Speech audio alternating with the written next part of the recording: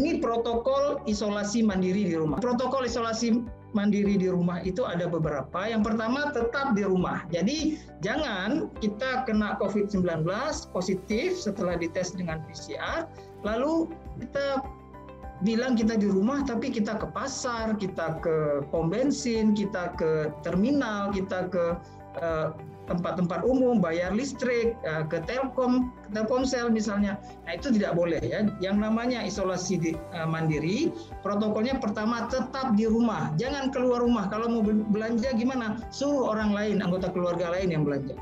Jadi tetap di rumah, itu yang pertama. Yang kedua, gunakan masker. Jadi jangan isolasi di rumah, kita buka masker. Sayang anggota keluarga lain yang ada di rumah. Jadi yang kedua, tetap gunakan masker.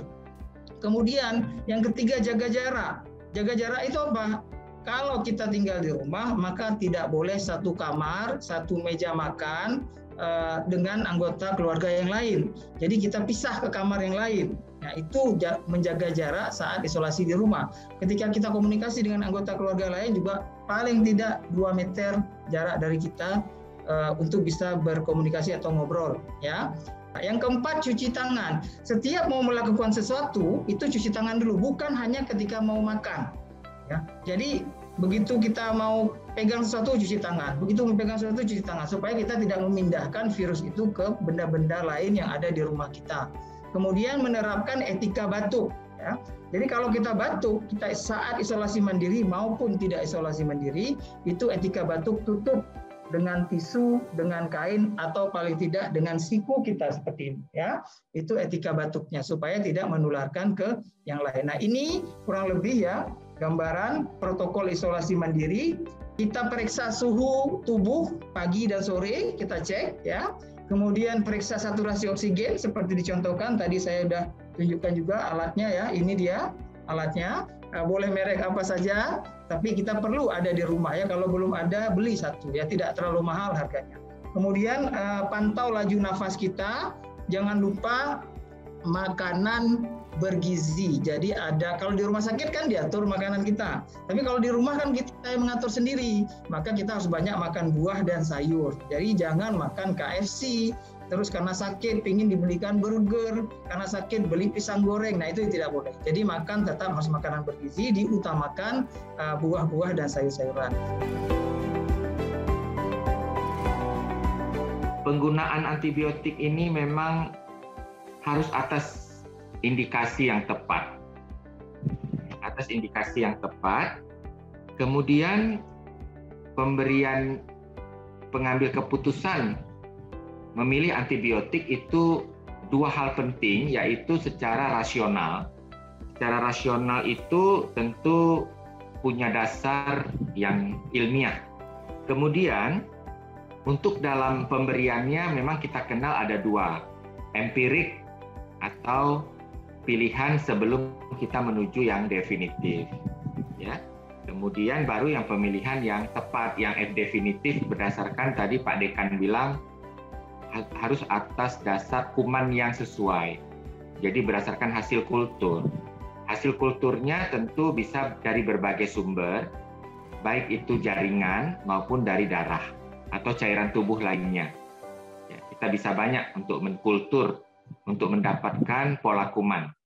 Selain pola kuman, kita juga melihat bagaimana sensitivitas terhadap antibiotik yang di kultur tersebut. Terhadap antibiotik apa sensitif? Dia ada 3 kategori. Dia yang sensitif, intermediate, dan dia resisten. Ya. Marilah kita bersama-sama untuk penggunaan antibiotik harus atas izin dokter. Dengan demikian kita tidak salah dalam penggunaan obat dan juga dosis, ya, tidak berlebih. Karena apa? Dosis obat itu sudah ada takaran kemampuan untuk dimetabolisme di hati dan diekskresi di ginjal, dikeluarkan sisa racunnya di ginjal. Jadi 2 organ yang utama akan mengalami efek samping dari obat, yaitu hati dan ginjal. Ginjal yang mengeluarkan sisa obat toksiknya, kemudian hati yang akan memetabolisme obat itu sampai bisa diikat oleh protein dan berfungsi. Sehingga kita kenal dengan, kalau istilah kedokteran, hepatotoksik dan nefrotoksik. Kemudian yang terakhir adalah sosialisasi. Sosialisasi bisa dalam bentuk apa saja untuk dalam penggunaan antibiotik yang tepat dan rasional.